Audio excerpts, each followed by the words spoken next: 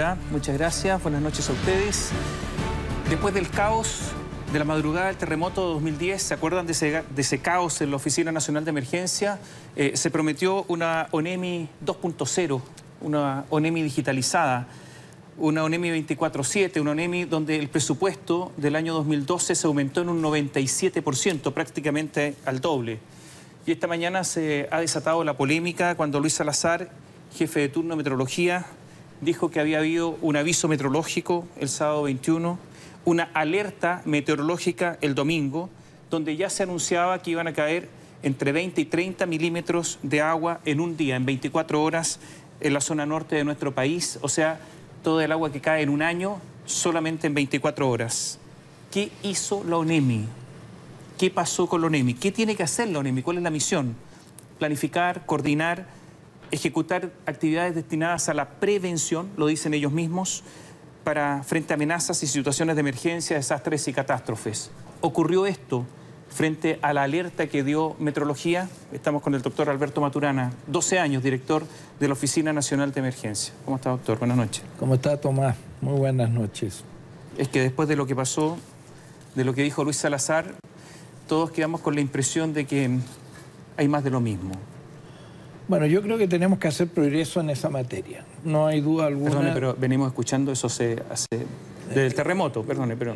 Ciertamente, todos lo hemos escuchado y la verdad es que hemos visto también un esfuerzo sostenido para mejorar la infraestructura, las telecomunicaciones y quizás lo que nos ha quedado un poco vacío es una mejor dedicación a un aspecto que es sustantivo en el manejo de la emergencia, que es la preparación del nivel local. Lo que hemos visto estos días, por ejemplo, el clamor de alcaldes y de ciudadanía que dice, no tenemos nada aquí. Pero, doctor Maturana, no hay aquí una burocracia. Porque, ¿sabe lo que pasa? Hay un documento que se secuencia ONEMI, emanado de la ONEMI, no lo estoy inventando. Entonces yo empiezo a leer acá. Dice que tuvieron un aviso el sábado, una alerta temprana el domingo, que esta alerta el domingo fue entregada, ese es el léxico que usa, a autoridades ministeriales, sectoriales y servicios, y sus servicios, salud, obras públicas, defensa, entre otras, entregada. ¿Esa es la coordinación? ¿Eso es la misión? ¿Se cumple la misión cuando se entrega? Entregar no es coordinar. Sí, no. Después leo lunes 23 de marzo, que hay una videoconferencia con las direcciones regionales, 9:30 de la mañana. Martes 24 de marzo se declara alerta amarilla y se inicia una reunión de trabajo no muy temprano, a las 10 de la mañana. El asunto ya está encima.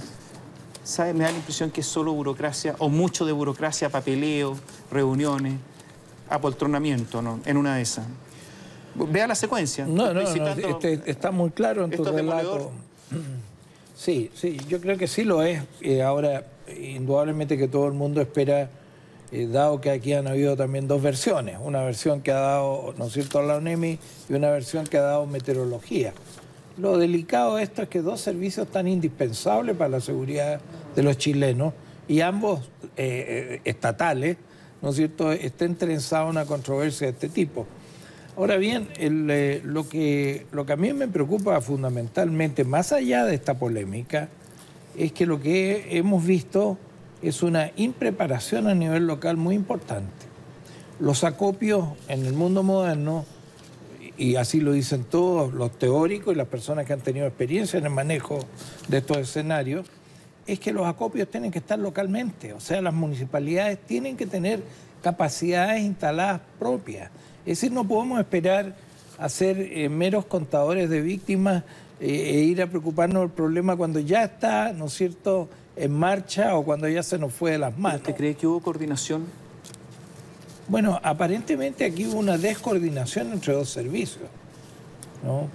Aquí hay una clara descoordinación, de acuerdo al relato que hace Tomás, entre una información que uno tiene que transformarla, ¿no es cierto?, en acción.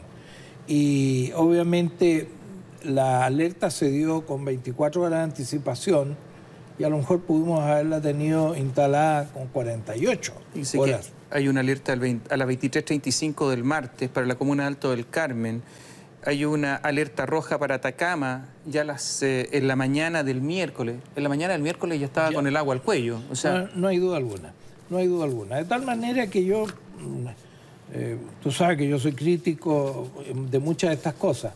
Yo me había quedado con la sensación de que aquí se habían realizado los protocolos oportunamente y de acuerdo, ¿no es cierto?, a la información disponible. Pero esto que me ha planteado Salazar es grave, porque una cosa es decir que va a llover mucho y otra cosa es decir que van a precipitar 30 milímetros. Entonces, a lo mejor aquí hay una pérdida, una oportunidad para haber instalado más precozmente una acción que pusiera a mejor resguardo a la gente que en esa zona además ocupa masivamente cauces secos que cada 10 o 15 años vuelven a tener actividad. La ocupación en Tierra Amarilla y en Alto del Carmen de los cauces del Tránsito y del San Félix son impresionantes. Todo lo que es río, obviamente donde corre un hilito, están con parronales. ¿Qué se habría tenido que hacer? ¿Haber llamado a evacuar inmediatamente? Bueno, yo creo que sí. Y obviamente es una acción que está condenada al fracaso si la autoridad, como lo hizo esta vez, no invoca un estado de excepción.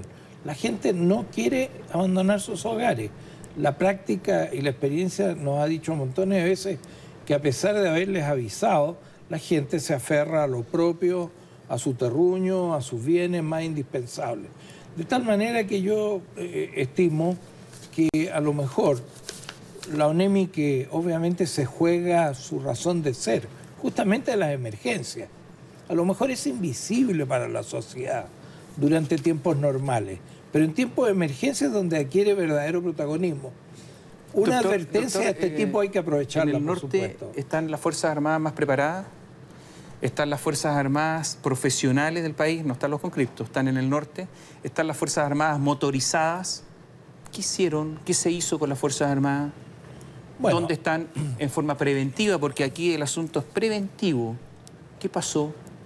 Bueno, mira, yo creo que tú tienes mucha razón al señalar este aspecto, porque si hay una nueva propuesta de institucionalidad renovada para el sistema, el énfasis hay que hacerlo en los aspectos preventivos. Nosotros tenemos que tener una agenda permanente en donde estos temas se trabajen, en donde la educación y el cambio cultural sean logrados no con acciones cosméticas. Chile carece, y te lo he dicho en otras conversaciones, carece de una ley marco y de una política de Estado al respecto. Y eso tiene una serie de consecuencias. Por ejemplo, no tenemos asignaturas de este tipo en la educación formal. Eso se prometió después del terremoto del 2010. Bueno, ¿qué pasó? Está claro que hay una demora que hay que subsanar ahí. Si usted hubiese estado a cargo de la ONEMI y el terremoto, ¿habría pasado lo mismo que con Carmen Fernández o no? No sé, me lo han preguntado tantas veces. A lo mejor... Le digo porque a lo mejor sabe que en la ONEMI se habla tanto y al final pasa todo esto. Esta es una catástrofe, desde cualquier ángulo que se mire. Y una circunstancia que por lo demás los organismos expertos de Naciones Unidas han dicho que las mayores pérdidas humanas, económicas y de impacto social son los problemas derivados justamente de la hidrometeorología, más que los terremotos, más que los volcanes. Por lo tanto, esta es una cosa que debe ser prioritaria en un país que tiene un desnivel entre su cordillera y el mar en un espacio muy corto. Todas estas comunidades, los mayores, pueden relatar experiencias aluvionales en todas partes, en Illapel, en Paipote, en Taltal, en Chañaral. Y nos vamos a tener que acostumbrar a esto con el cambio climático, además. Bueno, eso es lo grave porque si tú piensas bien, estábamos viviendo una época de fenómenos de lluvias estivales, lo que se llama el invierno altiplánico comúnmente. Y se encuentra con este núcleo frío en altura. Y esa fue una mezcla tóxica que obviamente produce todo esto. Los especialistas dicen que estos fenómenos van a ser cada vez más frecuentes.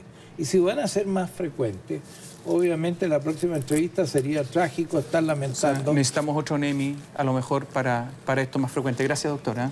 Gracias a por estar ustedes. con nosotros. Gracias y gracias por acompañar. Y ustedes, muchas gracias. Gracias por estar con nosotros todos los jueves.